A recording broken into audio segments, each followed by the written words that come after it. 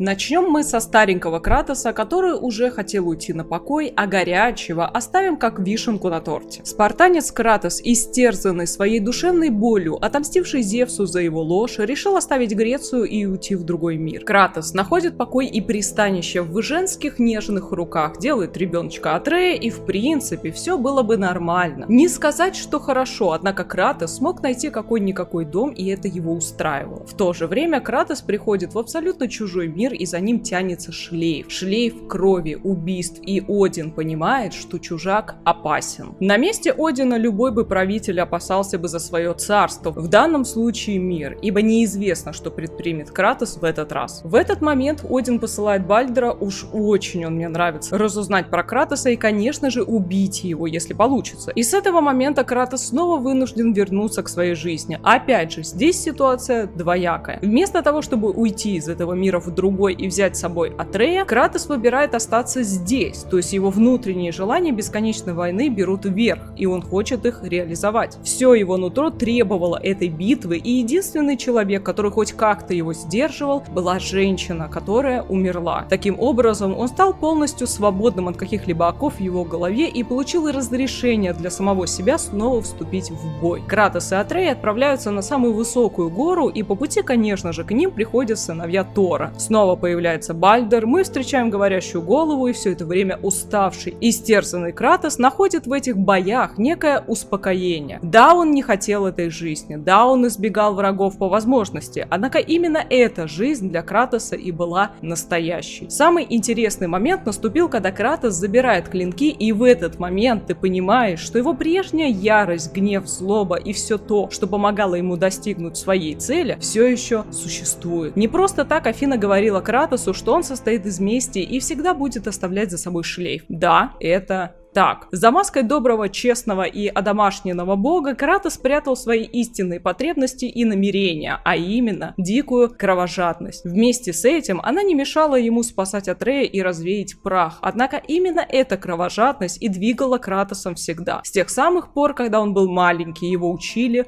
убивать. Кратос старый, а он уже действительно старый, не мог так яростно сражаться и вырезать головы, но его желание делать это непреодолимо. Он не может заставить себя пойти мирным путем. Уйти из этого мира, видя, что он здесь чужой, и Один абсолютно прав, что не пускает на свои земли чужаков. Он не может и не хочет, ведь его ненависть ко всем богам мира намного сильнее, чем любовь, сострадание и созидание. Кратос абсолютно эгоистичный в своих делах, и в данной ситуации это действительно не на пользу его семьи. Полный разбор с воспитанием Кратоса вы можете посмотреть, перейдя по подсказке сверху или по ссылке ниже, поэтому я не буду разбирать этот аспект. Мало того, что спартанец сам несет это тяжелое бремя, так он еще и передаст всю эту боль Атрею, вместо того, чтобы дать ребенку лучшую жизнь или, по крайней мере, делать акцент на других вещах. Уставший Кратос уже не в силах даже делать вид, что ему хотелось бы быть счастливым, потому что на самом деле ему этого не хочется. Его абсолютно бесцельное существование обрело какой-то смысл только после смерти его дорогой второй супруги. Признаюсь, я была удивлена, что ему хватило все-таки смелости создать вторую семью, и в итоге, как мы можем наблюдать, женщины в ней живут недолго. Вообще, во всей серии God of War прослеживается какая-то нотка женоненавистников. Интересно. Кратоса сделали потрясающе. Его грустное, томное выражение лица, его медленные, точные движения. Хочется присоединиться к его скорби и боли, и даже если вы не проходили прошлые части, то все равно невольно будете вовлечены в его боль. А если вы знаете всю предысторию,